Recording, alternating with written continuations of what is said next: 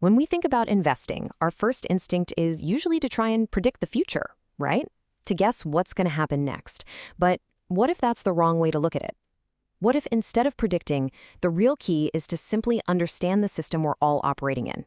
A system you can think of as the economic machine. So, if success isn't about forecasting, then what is it? Well, it's about understanding the mechanics of this machine, and then crucially, acting based on a clear set of principles. It's about operating, not guessing.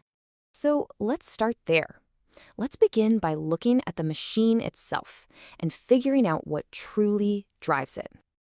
It's very easy to look at the market's day-to-day movements and see nothing but chaos, but it's not random.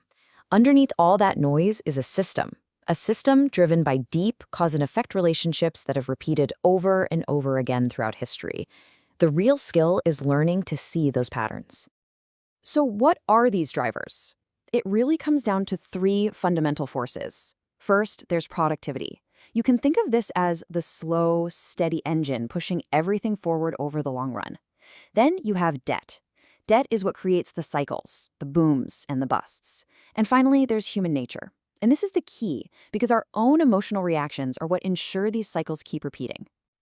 And this is precisely why market cycles are inevitable. They aren't random events. They are the logical, predictable result of how the machine works when you factor in our very predictable human emotions, like greed and fear. Okay, so understanding the machine is one half of the equation, but the other half is entirely internal.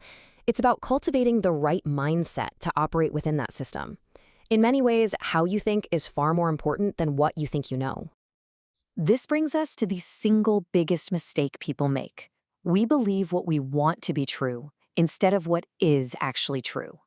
The core principle, then, is to become a kind of radical realist. You have to learn to confront the truth, especially when it's uncomfortable. So whenever something happens in the market, good or bad, don't just stop at observing what happened. You have to push yourself to ask why. What was the underlying cause that led to this effect? That question, that's where all the real learning is. All right, so with that operator's mindset in place, you need a compass. That's where timeless principles come in.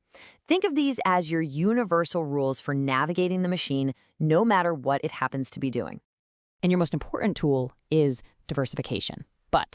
And this is a really critical point, true diversification isn't just owning a lot of different stocks. It's owning assets that perform well in different economic environments. That is what creates true balance and resilience.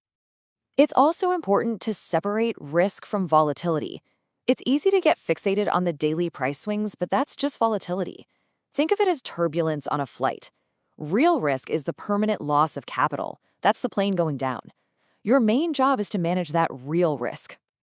Since we have already accepted that we cannot predict the future with any certainty, it's just not logical to bet everything on a single outcome. The goal isn't to be right about the future, it's to build a portfolio that is resilient across a whole range of potential futures. And remember what we said about human nature. The crowd almost always buys high and sells low.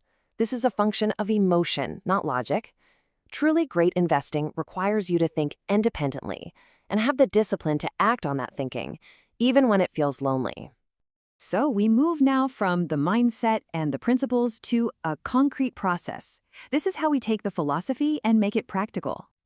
So what does that look like? Well, it's a process. First, you have to truly educate yourself on how the economic machine actually works. Second, you get crystal clear on your own goals. Then, with that foundation, you design a strategic portfolio built for resilience, not for prediction. Step 4 is to implement that plan. And finally, step 5, which really never ends, is to commit to being a lifelong learner, always adopting and refining your understanding. When you put it all together, you realize that success in this isn't really about genius. It's about character. It's having the intellectual humility to know you can be wrong, the discipline to stick to your principles,